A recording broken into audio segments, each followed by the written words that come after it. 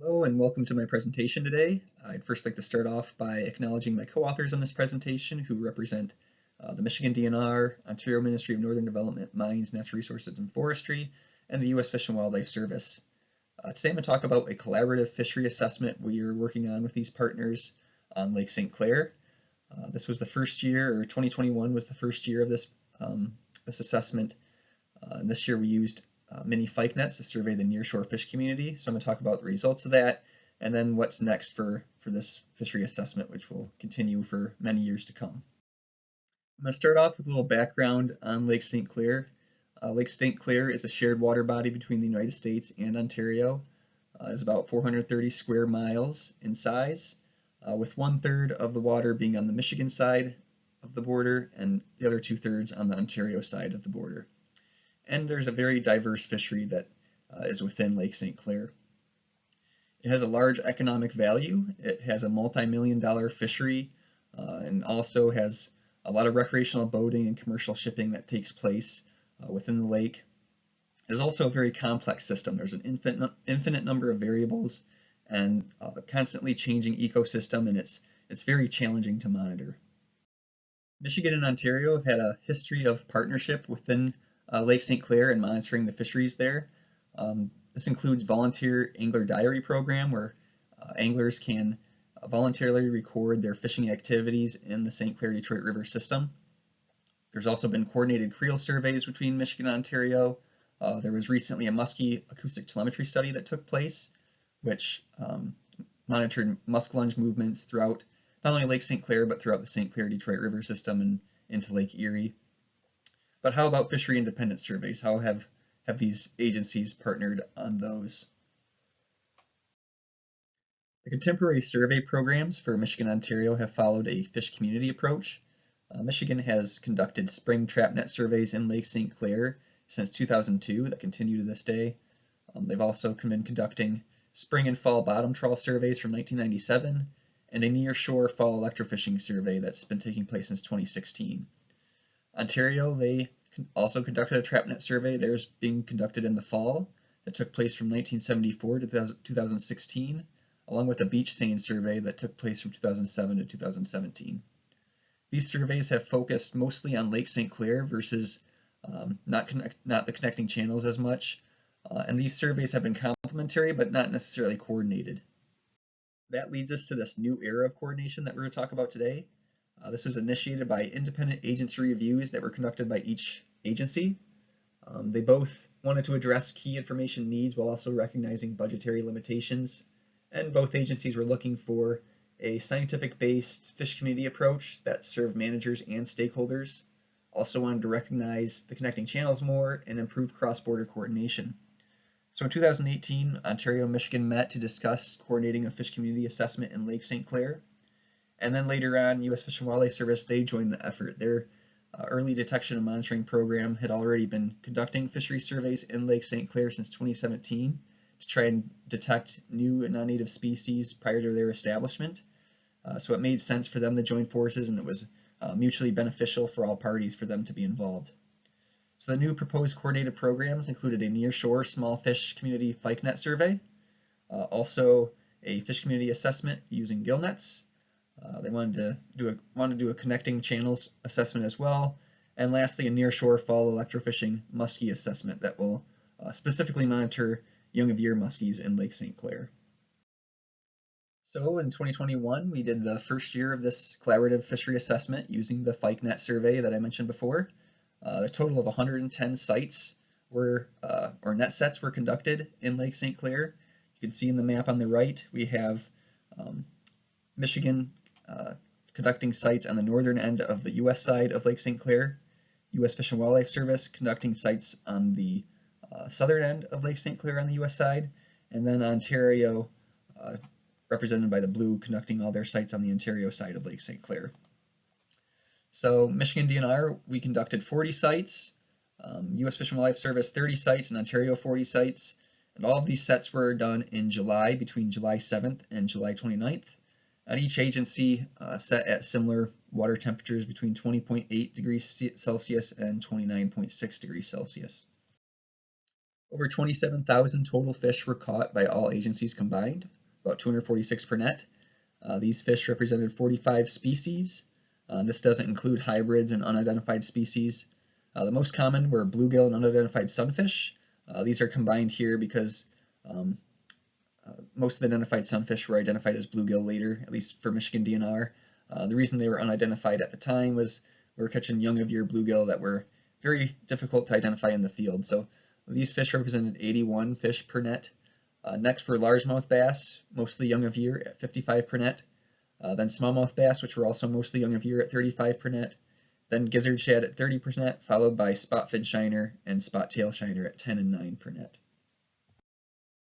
Now I'm going to go over the catch by each individual agency, starting with Michigan DNR. We caught over 1,700 fish at 44 per net.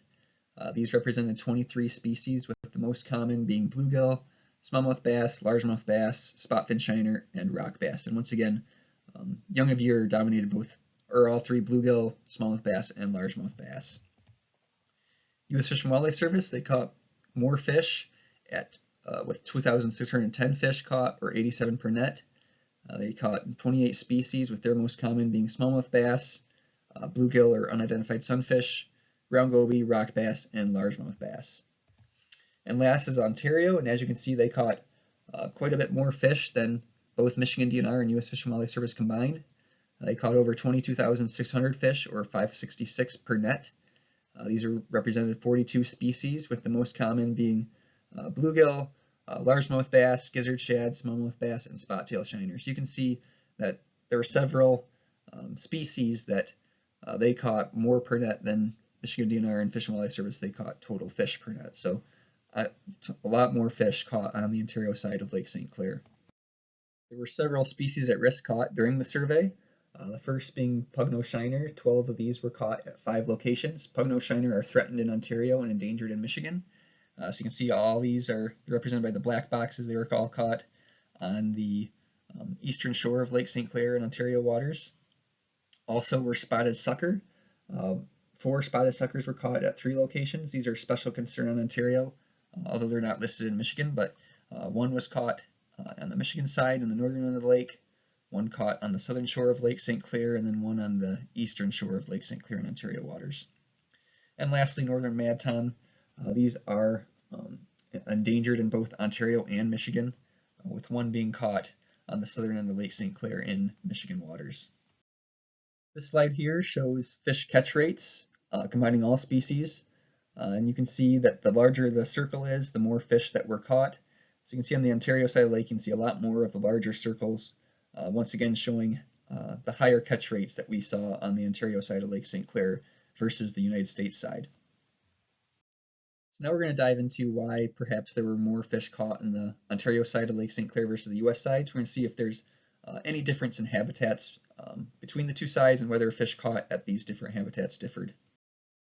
First, looking at the shoreline types present on the US and Canadian sides of Lake St. Clair, you can see that on the United States side, 90% of the sites had hardened shoreline, which represented by rocky and seawall habitats.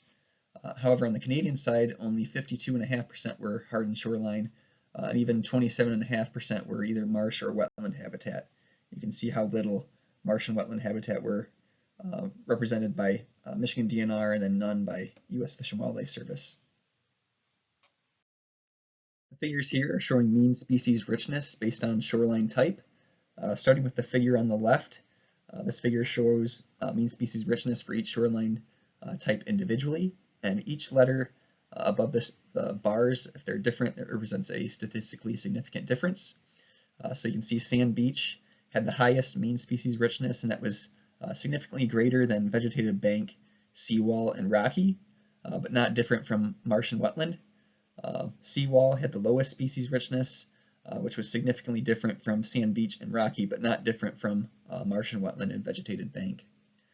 Combining the soft and hardened shoreline types together, which is the figure on the right, you can see that the soft shoreline types had significantly more species caught than the hard shoreline types. That's what the asterisk is showing there, is that they're statistically different. This slide has a couple similar figures from the last slide, this time showing mean total catch. And once again, on the left-hand side, we have mean total catch for each individual shoreline type. And this time you can see I don't have any letters above the bars, and that's because there is no significant difference among these sites, which is kind of surprising given how different some of the bars are. But there's just so much variability among sites, likely caused by how much more fish were caught on the Canadian side, even at the hardened sites or the poor habitat sites, that there was just couldn't find a statistically significant difference. And the same goes for looking at soft and hardened shorelines combined. There was more fish caught on average at the soft shoreline types, but there was so much variability that there was not a statistically significant difference. This slide here shows turtle bycatch caught by each agency. Bycatch of turtles was something everybody kept track of out in the field. And you can see once again how many more turtles were caught by Ontario versus Michigan DNR and U.S. Fish and Wildlife Service. And again, this feeds into the better habitat that was found on the Ontario side, with a lot more wetland and marsh habitat, which obviously turtles tend to gravitate towards. So that leads us to the next portion of the survey, which will occur this year in 2022. So this year we'll be doing a Gill Net Survey. We'll be starting this likely in June. So once water temperatures reach about 18 degrees Celsius for a week is when we'll start. We'll be monitoring 2 depth strata, one being 1 to 3 meters, and then also 3 to 6 meters. We'll be using North American large mesh gill nets with mesh sizes ranging from 38 to 127 millimeters. Each set will be set overnight for about 16 to 22 hours, and we're still determining the total number of sites that each agency will be setting for this survey. With that, I'd like to thank you for your attention during my presentation. I'd be happy to answer any questions you have now, or if you think of any later, feel free to contact me at my contact info listed in the lower left-hand side. Thank you.